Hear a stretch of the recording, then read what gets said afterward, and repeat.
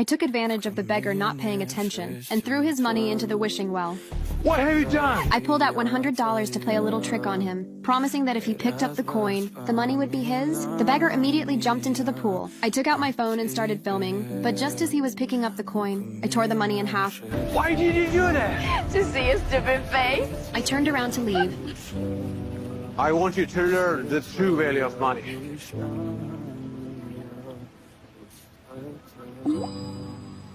I heard him say, picking up the coin from the ground, mocking that if wishes really worked, that I would need a car. But as soon as I got home, a brand new car appeared in front of me. I was so happy I danced around, but just as I was about to thank my father, he unexpectedly pushed me away. Who are you? What are you doing in my yard? I don't know you. I was very confused, but when I looked at my reflection in the car window, I realized I was a beggar in ragged clothes. That's when I understood. I must have been cursed by the beggar, but no matter how I explained it, my father insisted on kicking me out.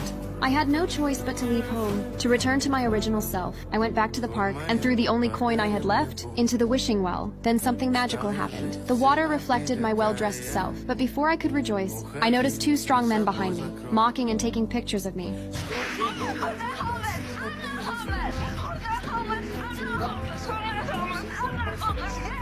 And discovered that I was still a beggar. I started complaining by the pool, but when I turned around, I saw the beggar. I blamed everything on the beggar and demanded that he change me back, but the beggar said it was the wishing well's doing and had nothing to do with him. If I wanted to change back, I had to find the $100 I tore up. Suddenly, I had an idea. I secretly went back home and took $100 from my father's drawer, then tore it in half on purpose. Then I taped the bills back together. I thought this would pass as the real thing, but as soon as I left the house, I saw the beggar standing in front of me. The beggar said this wouldn't work. Mister!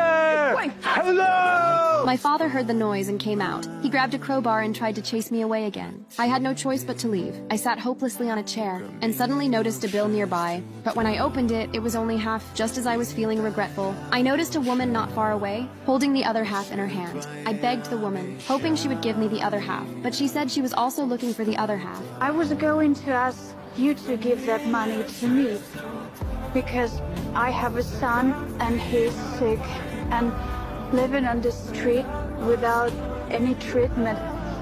He will not survive.